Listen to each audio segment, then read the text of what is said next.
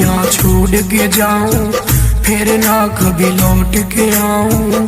खुश रहना जान मेरी बस, मैं तो इतना ही चाहूं। खुश रहना जान मेरी बस, मैं तो इतना ही चाहूं।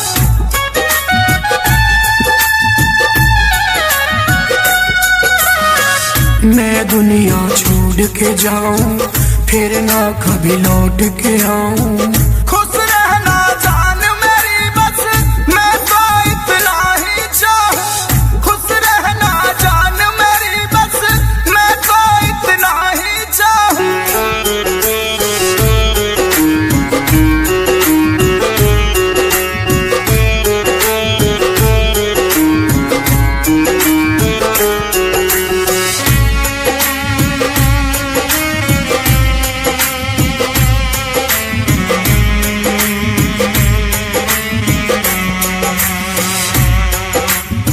मिलने तुझे आना होगा, कफन तुझे लाना होगा।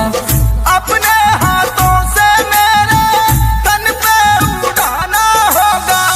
अपने हाथों से मेरे तन पे उड़ाना होगा।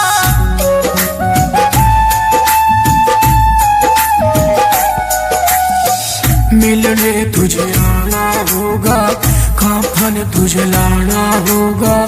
अपने हाथों से मेरे तन पे उड़ाना होगा। अपने हाथों से मेरे तन पे उड़ाना होगा।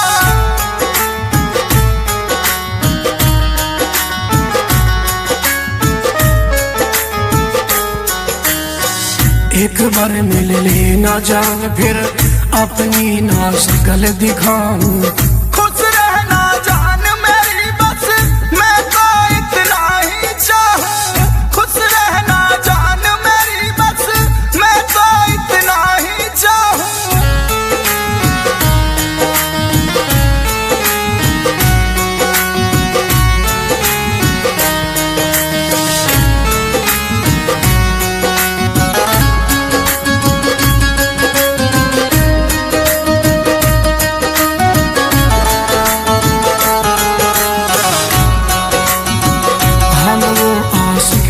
तेरे मर ही गए बिन फेरे।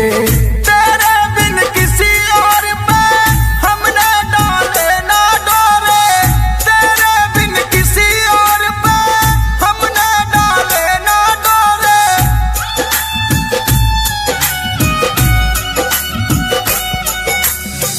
हम वो आशिक थे तेरे, मर ही गए बिन फेरे।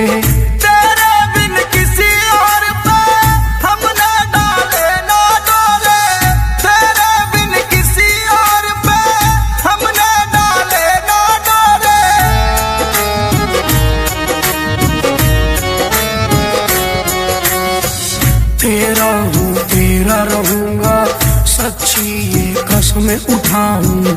खुश रहना जान मेरी बस, मैं तो इतना ही चाहूं। खुश रहना जान मेरी बस, मैं तो इतना ही चाहूं।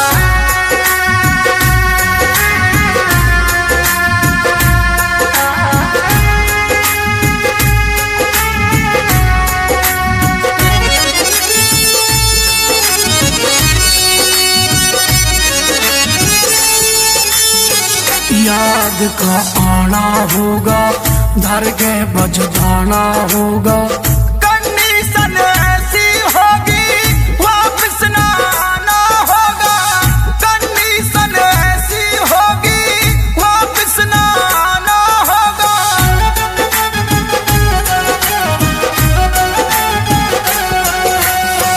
तू मेरे पास होगी, अटकी मेरी सांस होगी। मिलने ना आके एक बार सामी तेरे लाश होगी। मिलने ना आके एक बार सामी तेरे लाश होगी।